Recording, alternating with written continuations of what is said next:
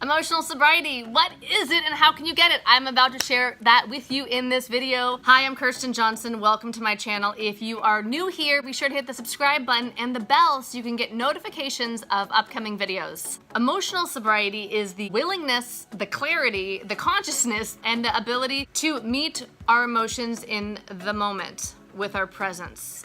Being emotionally unsober might look like having a feeling and doing something like eating or texting, Facebooking, gambling, sexing, swiping left and right, something to cover our feelings. So then emotional sobriety is around allowing our feelings to be as they are without indulging them, without distracting ourselves from them, without stopping them or blocking them, allowing them to be as they are, being a human. Most of us don't do this. Similar to emotional sobriety is mindful embodiment. Having mindfulness of our embodied experience, what's happening in our body in the moment. Why would you want emotional sobriety? What is the benefit here? I'm gonna share a little bit of my story with you first, what my journey has been. So I got sober in 2009. In this moment, making this video for you, I am 9 years sober. It's been quite a journey through emotions, facing life on life's terms without alcohol. If you wanna hear more about my story, you can click up here in this video.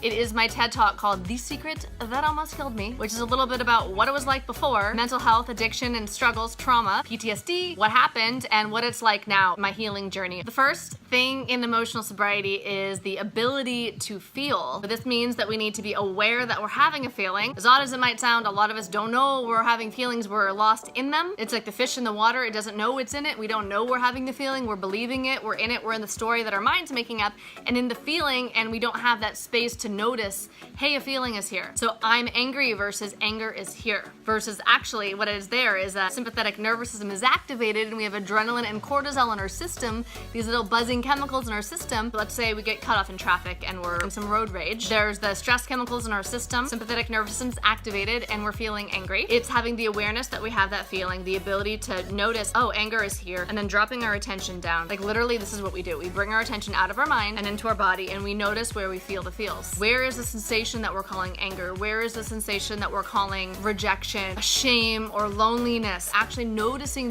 where the energy is in our body, the physical sensations, where is it? Is my heart beating really fast? Are my palms sweaty? Is there butterflies in my stomach? Is there an ache somewhere in my body? Literally noticing what we feel in our body. And when we do that, when we anchor our attention and our embodied mindfulness, right, on our actual feeling, we have a space from that thought so that we don't have to be so reactive in the world. We have distance between our trigger from the stimulus in the environment and our reaction to it. And in that space, right, that is our power to choose and to create our life, right? Emotional sobriety, we're being sober with our emotions and meeting them with our presence in the moment. Then we have the ability to choose and create our life. This is the difference between fear and courage. Being with the feeling and moving forward into something that's aligned with a goal or a soul, purpose in life or something. Noticing that there's a feeling, being with it, and then doing the thing. So if it's like public speaking, noticing that your heart's pounding, noticing that your palms are sweaty. Instead of thinking, I'm gonna blank out, I'm gonna fail, no one's gonna like me, being with what is in the moment, being with what is happening in the moment without needing to change it, just noticing it, and then moving forward into whatever we want to create or do or talk to give or anything else in life. But this allows us these mental and emotional resiliency to go out there and be dream livers, people who live our dreams and live in the present moment, which is where all the goodness is, which is all everything is. And it's even the word good can be removed because when we meet life in the moment as it is, we learn to love life as it is. We meet it with our mind. Like in Buddhism, they talk about there's two arrows of pain. There's the first arrow, the actual arrow, the thing that triggers the pain in us. Pain, right? I don't even use that word in my life. And the second arrow of pain is the suffering. It's additional. It's the story we make up about the thing. This is so important. The stories we make up about the things is what causes our suffering, and then that's us living in the past and the future, right? So when we drop the story and we go into our body and we be in the moment, so this is, I guess, not only emotional sobriety, but it is that mindful embodiment, which is the key to everything good in life. We be with our feels and we move forward in whatever direction. You guys, I'm in the jungle and this thing just landed on the table. Oh my God.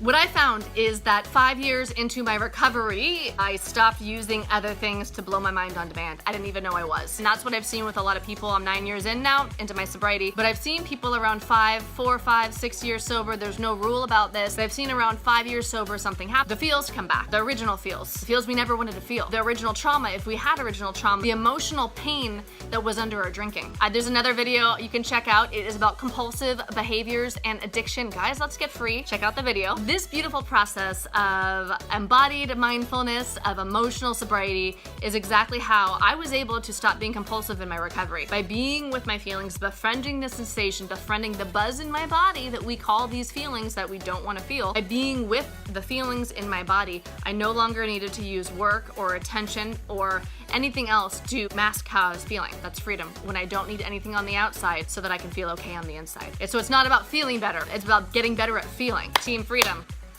If you liked this video, like it, subscribe to my channel, and I will see you in the next video.